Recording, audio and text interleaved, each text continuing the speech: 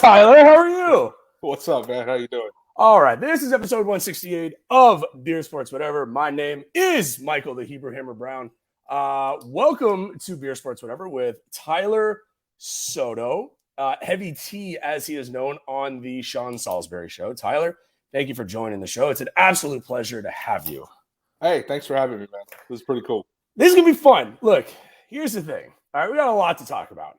Okay, first of all, the University of Houston, my University of Houston, America's University of Houston, clinched a spot in the American Athletic Championship game yesterday with a resounding win over, who the hell did they play? I'm blanking on it now. Temple. They beat the Temple Owls. Okay, there you go. Are you a believer in Cincinnati? Because I'm not. I don't think Cincinnati's that good. I've watched them 3 times. They don't impress me whatsoever. I think they're decent. I mean, the quality win over Notre Dame, and if I remember correctly, that was in South Bend. Yes. That helps a lot. But other than that, they've had some kind of ugly wins, and that's not really helping them all that much because the one thing that the committee looks for, they want style points. They want you to obliterate your opponent, especially when you're supposed to obliterate your opponent. I think it was they barely beat Tulane last week, if I remember. Mm-hmm. They look so-so. Do they deserve their ranking of number 5? Absolutely. Could they take on maybe some of these top 10 schools and beat them? Possibly. Like, I think they could very well beat Oklahoma. I haven't believed in Oklahoma all year, as it proved yesterday. I think they could beat maybe – they might be able to beat Oregon, honestly. I'm not all that impressed by Oregon either. I know Oregon went into Columbus and beat Ohio State, but I just don't see it. I think Cincinnati will end up getting exposed, in all honesty. Here's the thing, okay? After the game yesterday, I booked my flight to Cincinnati. I will be in the house for Cincinnati. I haven't decided if I'm going to etch U of H into the back of my head like I did for the Peach Bowl when I went to Atlanta. I'm thinking about it, though. I'm sincerely thinking about it. Good for Dana Holgorsen, man. Like, good for Dana. They lost to Texas Tech, which don't even get me started on that. Paying $60 to be in the house for that is an atrocity in and in its own self.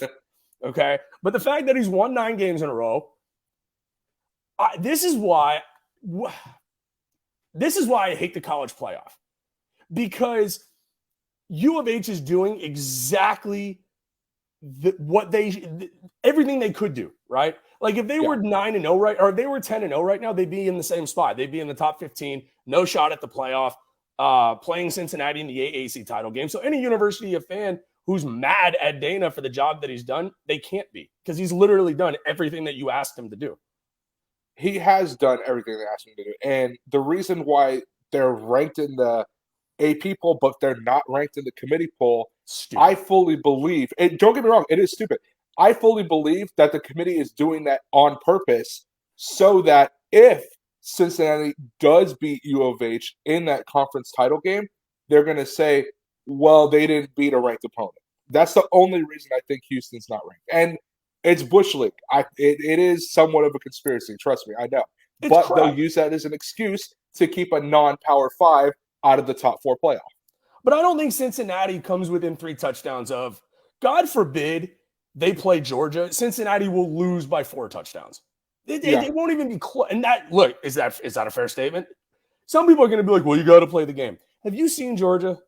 Like, have you seen Georgia? Yeah. Not you, but like the fans watching Georgia play. They are by far the best team outside of the University of Houston in college football right now. I mean, they did struggle a little bit early against Tennessee yesterday, but what ends up happening? They make the necessary adjustments, and they just destroy Tennessee in the long run. Okay, look, we've talked enough college playoff. We got other stuff to talk about. Beer of the week, Truly's Black Cherry. Okay, if anybody's from Truly is watching right now, they should absolutely give me a call. My DMs, as the children say, are open. Once again, Truly Black Cherry beer or seltzer of the week. Hey, Texas lost to Kansas last night. Yeah, that was brutal. I saw that. Woo! And Texas, I think Texas got obliterated by Gonzaga basketball last night. Yeah, that did not go. It was not a good day for Austin. That's just the easiest way to say it. Okay, so let me ask you this. I had this conversation with a buddy last night, okay? This is a two-part question. First of all, in his words, we'll call him Ryan because that's his name, was saying he's a football coach, and he tells me that you got to give Sark time to get his guys in. You got to give him time to gel and to mold and to clear out the garbage that was there before. Okay, I get all that. Yeah. You lost to Kansas at home for the first time ever. They might fire Sarkisian today, whether that's fair or not. I'm just saying you can't lose to Kansas at home if you're Sark. So in your opinion, Tyler, is that loss a product of the guys that were in the previous regime? Sark just got there. You got to give him time to build his program. That's the first part. The second part is, I'm sure you've seen the video of the defensive line coach losing his mind. Yeah, Bo Davis, yeah. Bo Davis. Whoever took the video, if it was a player, should be thrown off the team immediately because he broke rule number 1. So I guess the overall question is, what the hell is going on in Austin right now? So I agree with your friend where you have to give Sark some time to let this play out. These aren't his guys. These aren't, as far as I know, none of these that are starting are his recruits. Okay? So you got to give those recruits that he brings in a little bit of time to develop. And all this other stuff, especially if that was a player who took the video, that was most likely, I would think, maybe one of Tom Herman's guys, because I don't think that Sark would let something like that happen. I don't think that would be one of his guys that would do that. It's going to take a minute. I said it at the beginning of the year. This season, it doesn't matter what happens. You should throw the record out the book. The season's going to be a wash. It's just not going to be. It's Sark's first season, but at the same time, it's not really his first season because these are the holdovers of the previous era. These are not his guys. So I totally agree. You got to give it time. If this is still the case, let's say 2 years down the road, when the guys that he just brought in are juniors, absolutely, you should call for his firing. But for now, you can't. You got to let it play out. But you get where fans are coming from with this, though, right? Like I totally get it. But you cannot – when you bring in a new guy, things take time. And I think that's the thing is that people, when they bring in a new guy, people expect changes immediately. They see guys like Nick Saban.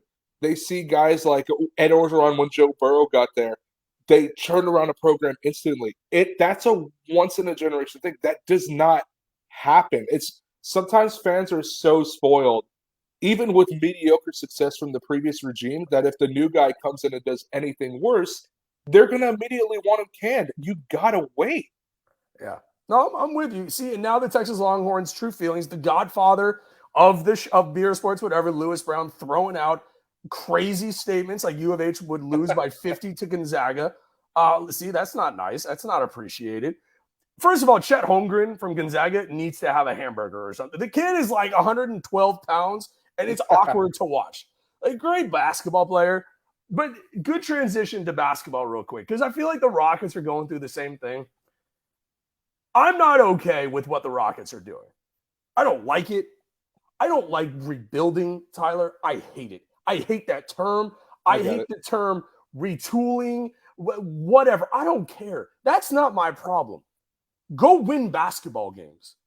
And I feel like that's part of what I actually appreciate about the Texas fan base, or any fan base for that matter, is if you're a fan, you're spending money going to games, you're spending money. This is any team. Your job is to win games. And that's not what the Rockets are doing. That's not what Texas is doing. It sucks, man. And I hate it. I hate it. And it makes me want to give up sports altogether. If you want my honest opinion, get rid of all this behind me. Okay, all this crap behind me that I spend my hard-earned money on. Okay, it sucks. And I hate it. I hate rebuilding. I hate building through the draft. Terrible. Did you like the Harden deal when it happened? Were you here when the Harden deal happened? I was here. I had it happened about 2 months after I got here. Okay. So I was okay with it. Harden at that point, you could tell he quit on the team. He needed to go. And the Rockets, in a way, I guess, were desperate to move him. They could have let him sit and just sulked all he wanted, but they knew that they had a buyer in Brooklyn. So I was okay with how the deal went down. I thought they got probably as best as they could back, you're only going to really maybe get 70, 60 cents on the dollar for something like that. And that's just the way it is in all sports. I mean, but this is another one of those things where it's going to take time. I know. Trust me, I hate rebuilding. I'm a massive Angels fan. I'm a massive Falcons fan. I've seen plenty of rebuilds with just those two teams alone. Ooh. It Ooh, that's sucks. tough. Tyler, that's listen, my brother, that is heavy. You just got like a major Angels and Falcons. Okay. Yeah, two sports franchises that can never seem to just put it all together. Angels did in 2002, of course, but another story for another day. It's one of these things where, like I said, it's going to take time. These guys got to develop. I understand that some people are calling for Steven Silas's head. You got to remember the situation this guy was brought into. He was brought into the Rockets thinking that he was going to have a championship caliber team with James Harden, Eric Gordon, Russell Westbrook, because all those guys were still there. And before he even coaches his first game, Westbrook's gone, Harden's fighting, Eric Gordon he's still there, and he's still doing what he can. But these guys, it's going to take time. And I believe in Jaylen Green. I really like him. Christian Wood, I really like him too. KPJ, really, really like him. I mean, this is going to be a team, but you got to let these things progress. I mean, look at Kobe. Kobe, when he first came into the league, he was coming off the bench.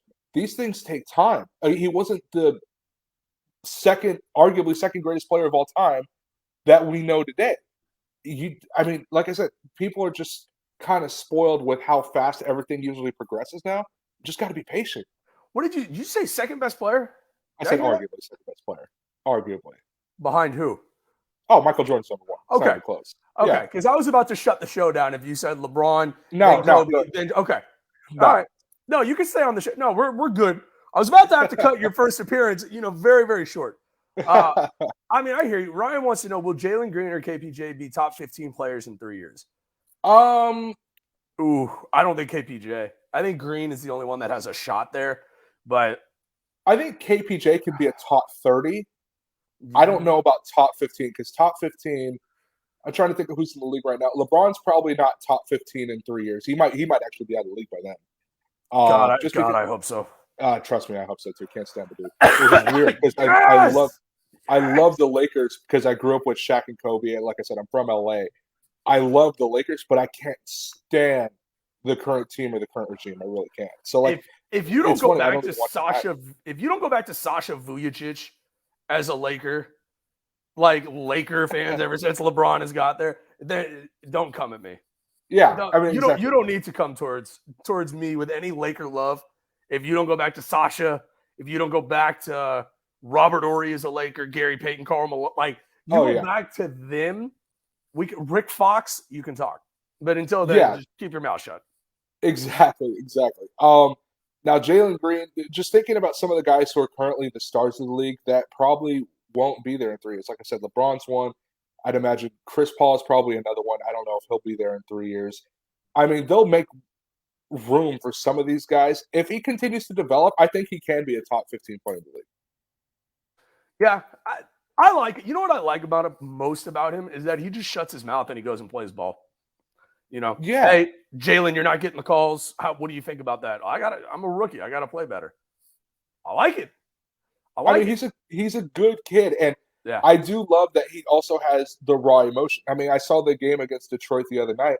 He gets the tech when he dunks, and then he starts shouting at Cunningham because he fully believes he should have been the number 1 overall pick, and he might be right. We'll find out in maybe 3, 4, 5 years down the road. He might be right. You never know. Let's see. So Ryan says, will they be all-stars in 3 years? Nope. I'd say, yeah. If you're a top 15 player, I think you're automatically an all-star. I'd say he'd be like the lone all-star representative for the Rockets, Here's my question about Silas. I like Silas a lot. I don't think he's going to be here in 3 years. I don't think he's the guy. He can't coach. Like, game in and game out, I get it. You're in a really, really tough spot. But you have the young guys. They play better with the young guys on the court. And yet they still continue to go back to House and to Nawaba and to Gordon. Like, why? you're just stunting the development of your young guys. That's all you're doing at this point. I get what you're saying, but especially with Gordon's contract is so big, it's pretty hard to move. And they haven't found anyone who's willing to take on at least a chunk of it. So that's the problem with Gordon. But I mean, they're stuck in a little bit of a weird transition. I don't believe the full rebuild will be there until next year. They still have some of the guys from the old regime who, I mean, they're there. They got to play. And with the exception of John Wall, because he's just sitting on the bench collecting millions of dollars. I wish I had his job. Oh, right? Oh. Don't even get me started on John Wall. Yeah, I mean that whole thing was a mess. But I mean, you had to get rid of Westbrook, so I understand it. And well, in order to make the money work, I guess you had to take John Wall. But at least he's there, from what I understand, helping the younger guys develop. It's not like he's just sitting at home doing absolutely nothing. Like, at least he's there, as far as I know, during the game, during the practice session, blah, blah, blah. So we'll see. We'll see. Pops is right. All falls on coaching. You miss free throws, turnovers. You know, why isn't Wall playing? It doesn't make any sense, dude. Like, you're getting paid $41 million. You play the damn game that you're being paid to play. Period. End of story. I mean, KPJ right now, I love KPJ. He's not a point guard, dude. He's not a guy that you can run an offense through. DJ Augustine needs to be the starting point guard, the way I see it, because he's the only guy that can help say, Christian Wood, get your big ass over here. Stop playing on the perimeter. Stop trying to be a 6'10" point guard. You are not a point guard. Like, go down lower. Go to the high post. Period. End of story. Yeah, I mean, like I said, they're in a little bit of a tough situation. And John Wall sitting on the bench, that's not a stylist decision.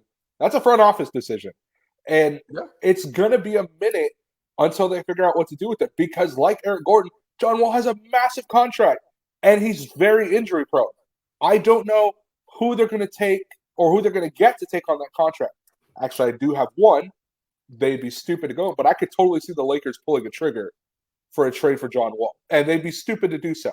But LeBron wants what LeBron wants, so the Lakers would abide, and they would just do it. Tyler, look, we talked way too much Rockets basketball. It's way too early in the day to be getting all okay. We're going to leave the 1-11 record there. The Miami Dolphins played. We are Dolphins fans here on the show. This is a Miami Dolphins Circa podcast. Great win on Thursday. Yeah. First of all, can this propel Miami to make a little run here the next, 7 or 8 games? Do you believe in the Dolphins? Because that defense, I think, is legit.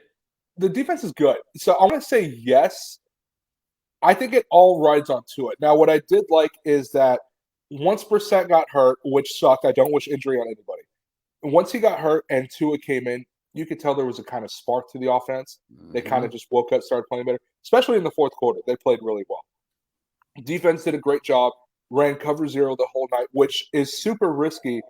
But with that team, it works because I'm not a big believer in Lamar Jackson at all.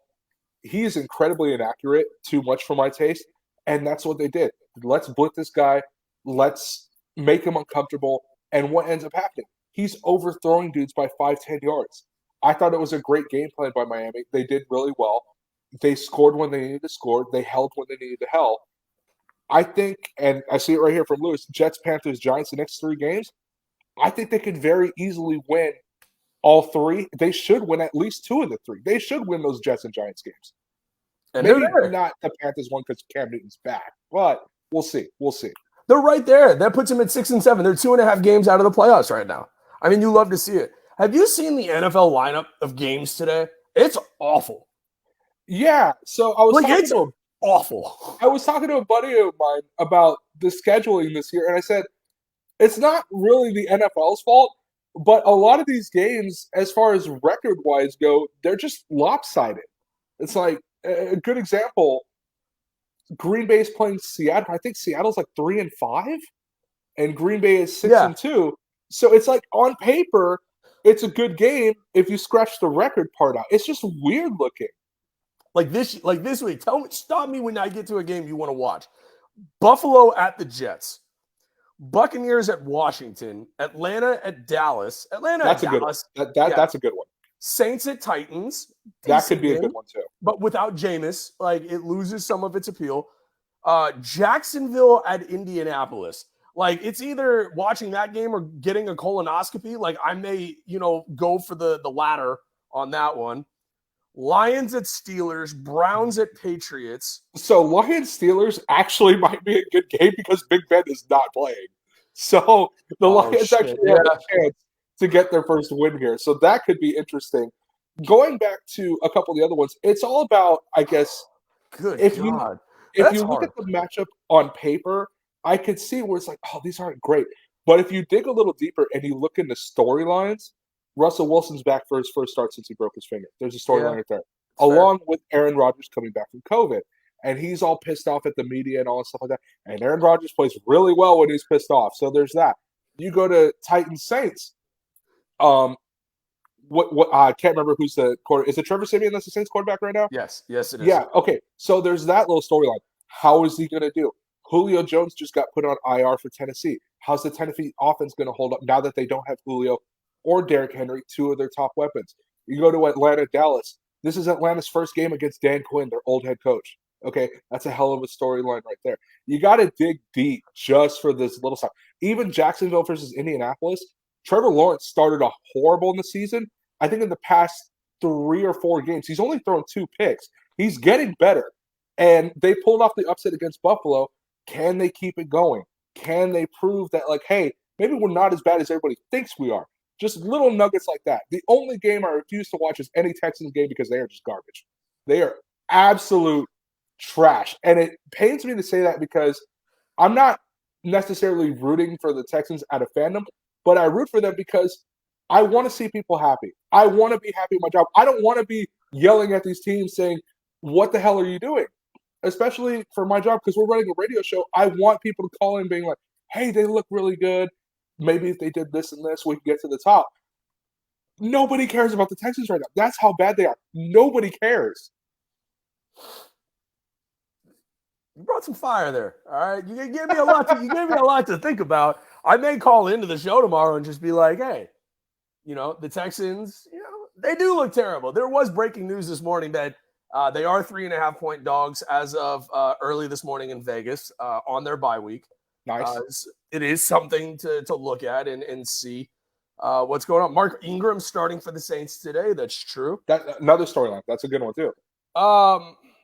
Is Carlos Correa leaving, Tyler? Because if he leaves, I'm going to be very sad.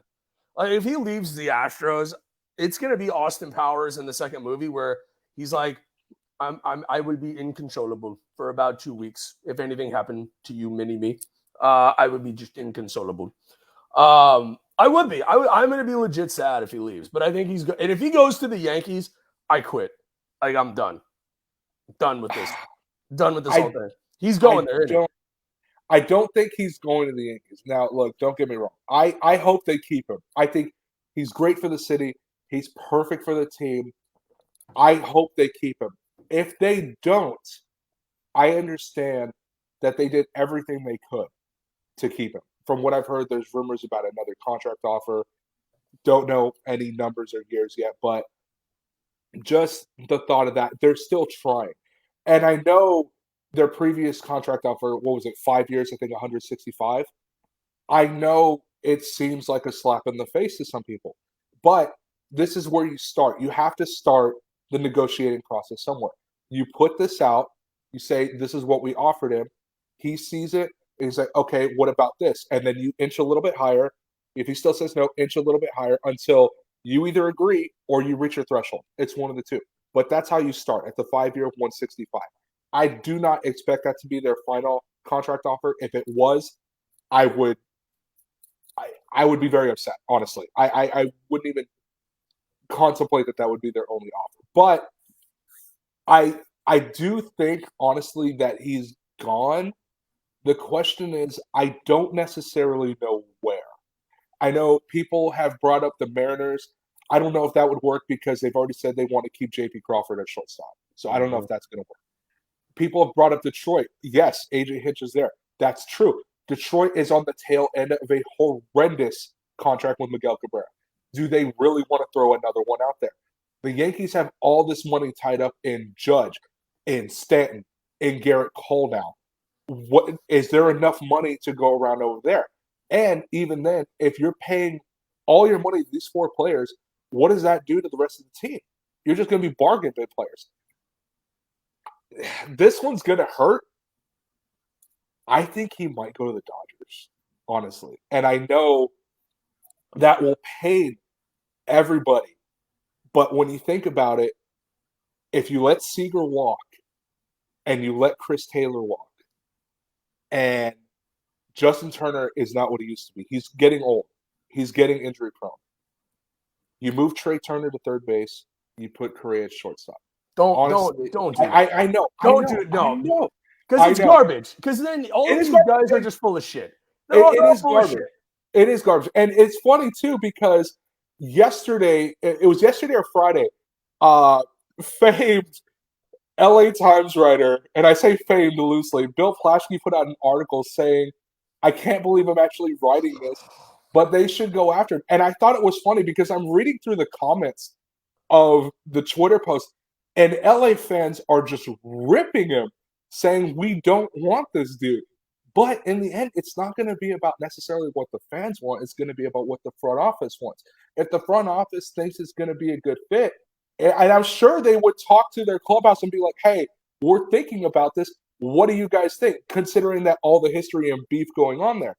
So, but if they all agree on it, I can see the Dodgers pulling the trigger. And I don't want to see that happen. But if I'm being realistic, I can see it happen. It's bad. No, but like if you're Correa, you're just, so all it was lip service. And all these guys lie, which I get. I'm not a stupid fan. But it's like you're really gonna have the beef that you had and then go there? Like, really? And then my problem if he leaves, Tyler, is the Astros front office then needs to be questioned about their major guys, right? You lost Cole because you wanted to pay Springer. You then lose Springer because you wanted to pay Correa. And then you lose Correa because why? Because you're worried about down the road paying Alvarez and Tucker?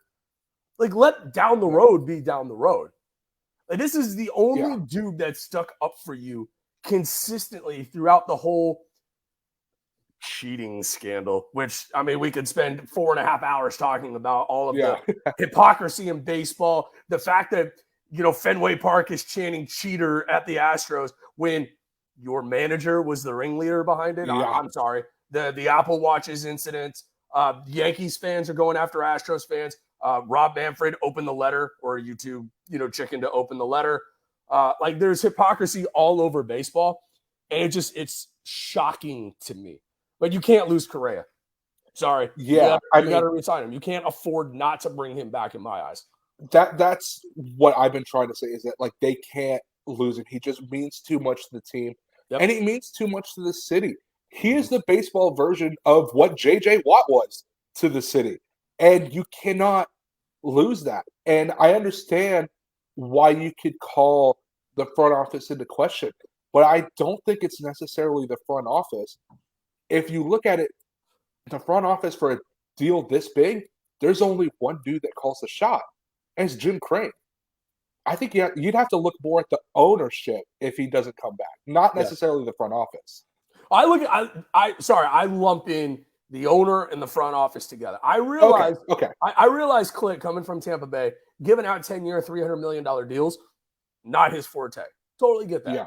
Crane has consistently put the Astros in the top 5 of payroll.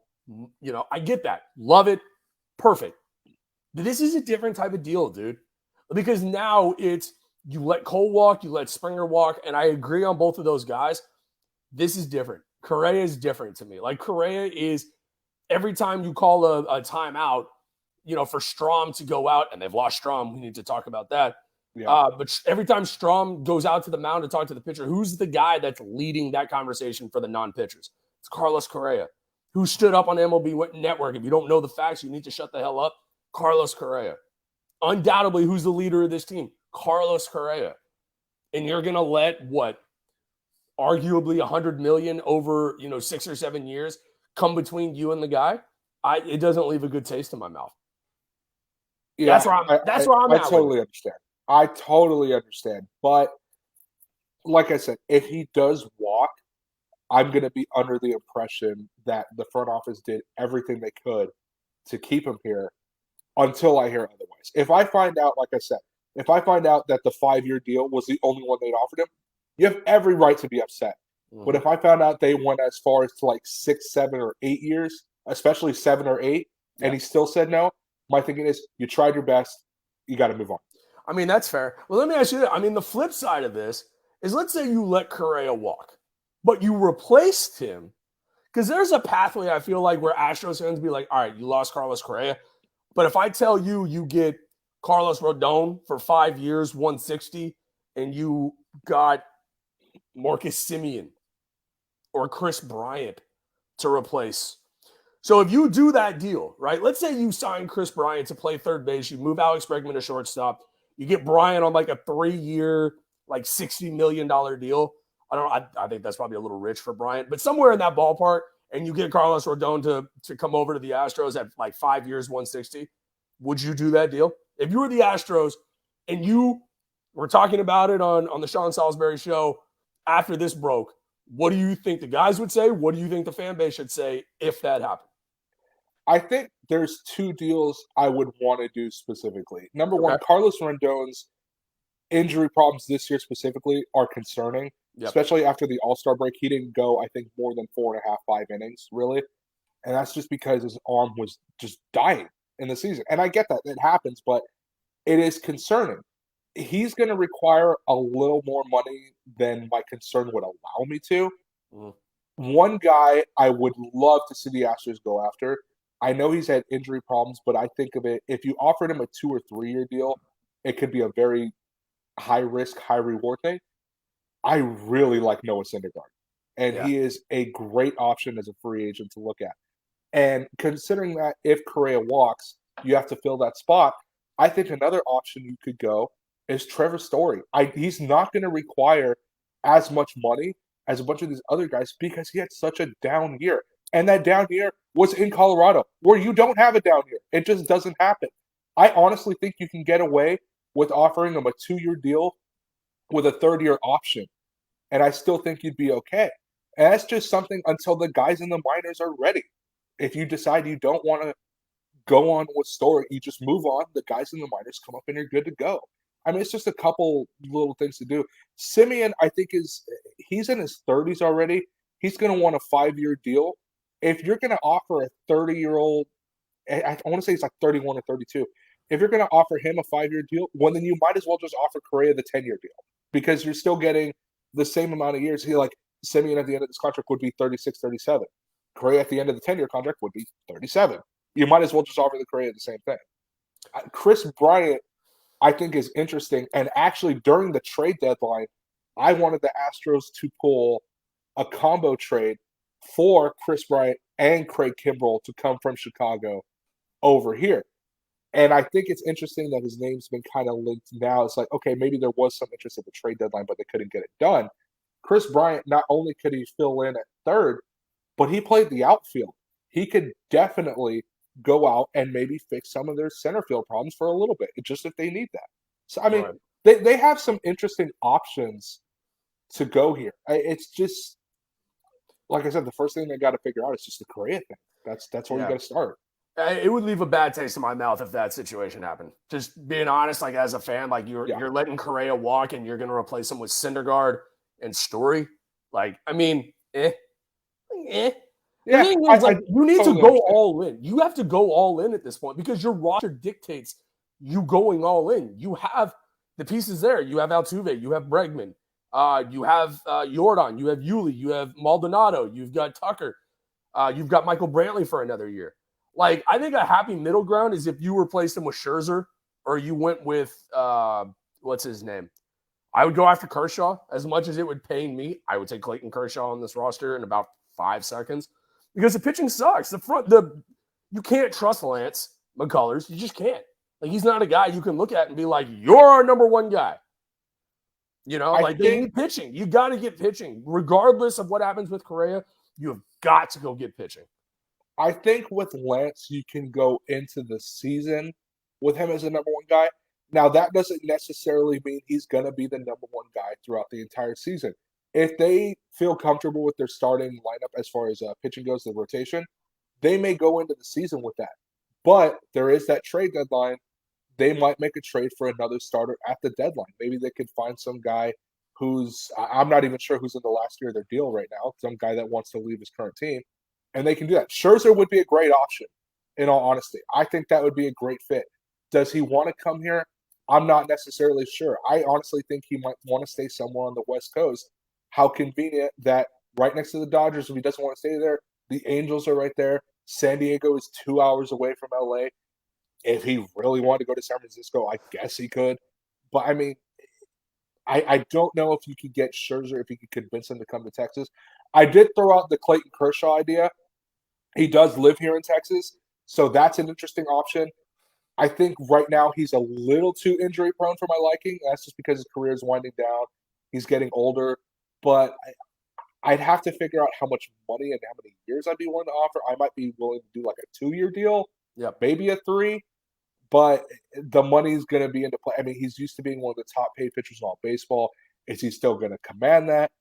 I don't know. That one's kind of iffy. I don't know if I want to do that yet. Correa, like, just to put a bow on this, they need to re-sign Correa. Because anything else, like, everything else falls into place. Your fan base did exactly what you wanted them to do, right? Crane wants him to show up. They made a run to the World Series. That place is packed. You go to Minute Maid now. He's got all the sponsorships. You've got everything you want, right?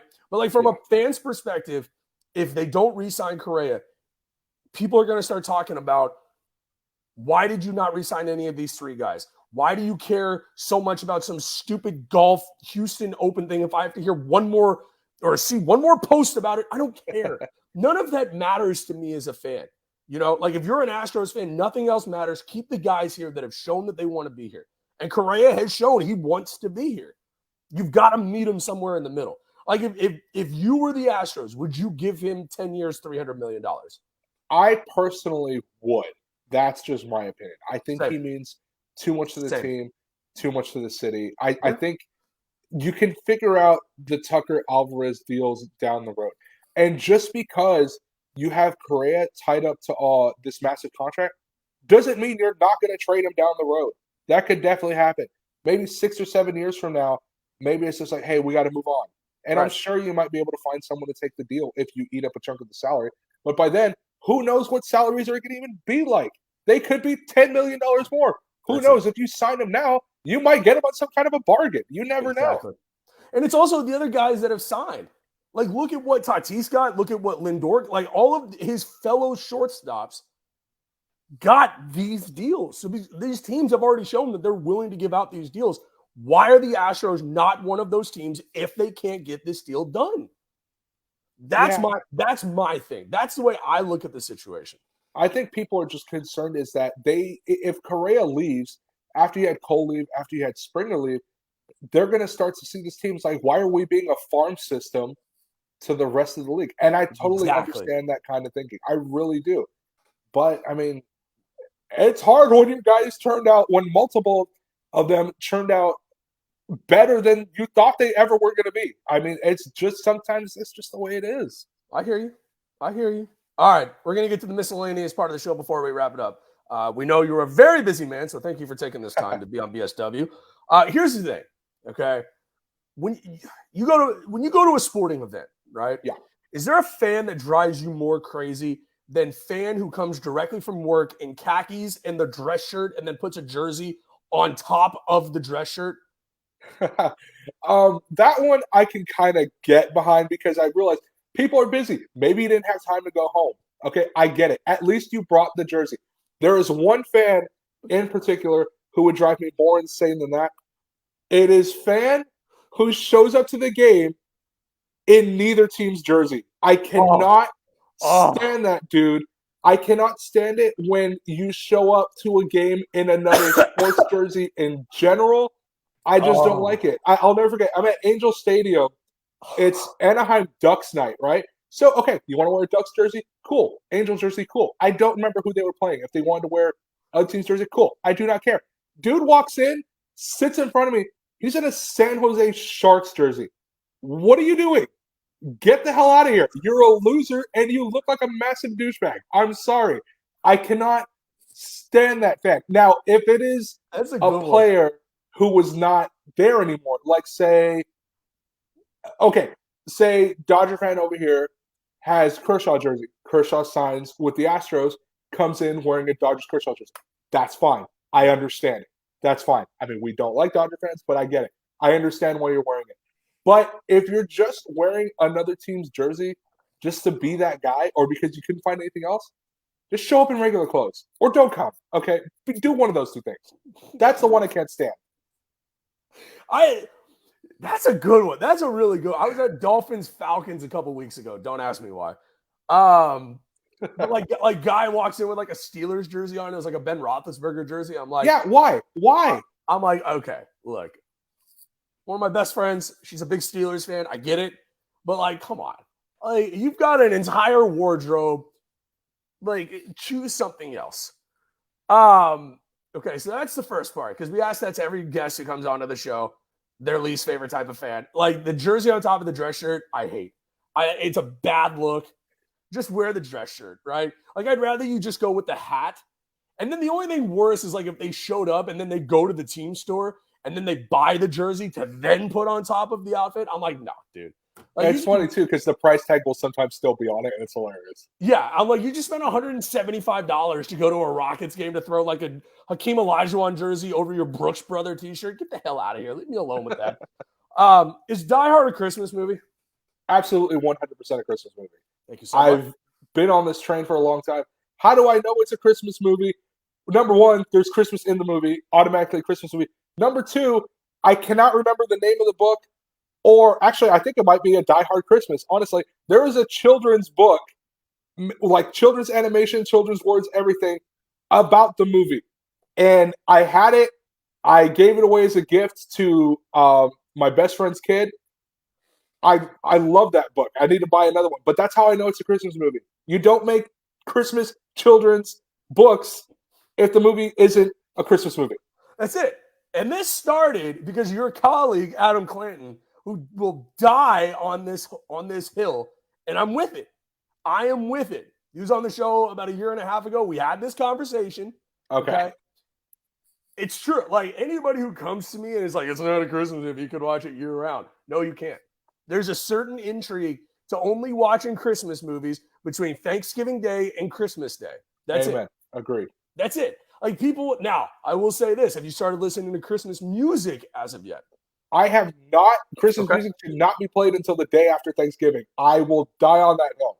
Okay. I understand some people, like my mom, want to listen to it a little bit early. Go ahead. I know some radio stations will start playing it the second the clock hits November. I get it. I will not listen to it. I'm just saying. Okay, I've started listening to it, which is really awkward. And my group of friends are like, Michael, you're Jewish. Why are you listening to Christmas music this early? And I go, look, don't ask me any questions as it pertains to this. Okay, COVID, all the things going on in our world, you don't need to worry about when I'm listening to Christmas music. Okay, if I'm coming into the office and I'm sitting in my office space and I'm listening to my Christmas music, my little Jingle Bell Rock, you need to keep walking. You need to worry about your own business. Okay, worry about your own business. Top 3 Christmas movies. Oh, okay. Top 3 Christmas movies. Die Hard's number 1. Of course, Christmas movie. Facts. Tyler, you have now moved in to the top realm of guests on this show for that statement alone. Just want you to know that. You're very welcome. I don't know what that means to you. If you're adding that to any sort of resume that you have. Oh, it's on my resume now. I'll just throw it on there. Thank you. Thank you very much. All right, Die Hard 1.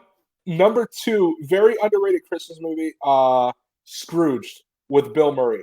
It's one of my personal favorite Christmas movies. If you haven't seen it, definitely go find out where you can stream it. It's a great movie. Okay. Number 3, I put it as 1A or I guess 3A and 3B because they both pertain to kids just in a different way. Nightmare Before Christmas and Elf. They are both tied for number 3 in my honest opinion. I love both of those movies. Nightmare Before Christmas is one of those movies where I could probably watch it year-round just because it has to do with Halloween and Christmas. And it's a really good story. But, yeah, I got to say those 4, with 2 being tied for the number 3 spot, are my top 3 movies. okay, you've left off Home Alone. Okay, Home Alone is a good movie. It's a good movie. Bears the question: what the hell did that dad do in the movie to be able to afford that house and to be able to take his entire family to Paris? Right. Okay. There's that. What is the other one? Elf. As I've gotten older, I've appreciated Elf more. I used to not like Elf. I used to hate Elf. I was like, love Elf. It's a decent movie. Not great. It's okay. Like, this is the way I used to think. Now I'm like, okay, it's a good movie. Elf is a damn good movie. Will Ferrell, it's spectacular. We end the show with, where is your favorite pizza in the city of Houston? Ooh. To be perfectly honest, I haven't really had any pizza around here yet as far as like a local place goes. I mean, I actually haven't yet. Now I think about it. I think it's just because I haven't had a chance to really go out and try all the food. I've tried the barbecue. The barbecue's amazing. Tried that. I've been over to Kobo's over by Minute Maid Park. That place is great. So I've tried some stuff. Been to El Tiempo. Great spot for Tex-Mex. Love it. I mean, but I haven't tried everything just yet. Okay. I'm going to send you some pizza spots. Grimaldi's Pizza, you got to start with. Grimaldi's is by far the best pizza in the city. Cold brick oven pizza. You cannot beat it. Best pizza in the city. Pit Room Barbecue. Pinkerton's. Love Pit Room Barbecue. So good. Listen, all right. The Jews, we know where to eat. All right. We know what's going down here in the city of Houston. Tyler, you got anything you want to plug before we wrap the show up? Just listen to the Sean Salisbury Show weekdays, 6 a.m. to 10 a.m. Monday through Friday on Sports Talk 790. I am your producer on that show. I go by Heavy T, and we have fun, man. We love working for the show. Yeah, Salisbury brings a lot of energy in the morning. Let me just say that. I'm sure firsthand it's that much different. You hear it on the radio. He brings fire. Like, if you're going to listen to the show, you got to be on your toes. All right. Connor's great too. We love Michael Connor. He's been on the show before. Great guy. Phenomenal. He's got some takes that, fire up the city of Houston. I know he wants Verlander back on his qualifying offer. I do too. I would love me some Justin Verlander. And it has nothing to do with Kate Upton continuing to go to the games, but it's got. I mean, a little something. I would. I'm not saying I hope they get separated, but I would like my shot. So there's that. Okay, listen. I will put money. Please shoot your shot. If they get separated, I need some sort of tweet from you at Kate Upton. Be like, look, okay, just saying, I would take you out to a nice steak dinner. That's all I'm going to say. All it's going to say is just at Kate Upton, and then right after that, sup. Like, that's all it's going to say. Is there a hashtag on the end of that, or no? Just sup? Just question mark? Just sup. Okay. Question mark. We'll see what happens. No hashtag. Okay, I respect it. This has been episode 168 of Beer Sports Whatever. Thank you to Tyler Soto for joining the show. We had an absolutely great time. You're welcome back anytime. We'd love to have you back. I appreciate it, man. Thanks. Love to be back. Yes, sir. Check out Around the Block on Twitter at ATB Network. Check out my Twitter at BSW Podcast _MB. Follow the Beer Sports Whatever podcast on Facebook. In a couple days, we will have our second annual Christmas movie bracket challenge sent out, where we will do the live picks here on the show of the greatest Christmas movie of all time. And if it's not Die Hard, then I will shut the entire show down and we will never do the show ever again. We will be back this week. Go Rockets. It is 11-19. OU still sucks. It looks like Texas sucks. And your Houston Astros are and forever will be your 2017 World Series champions. See ya!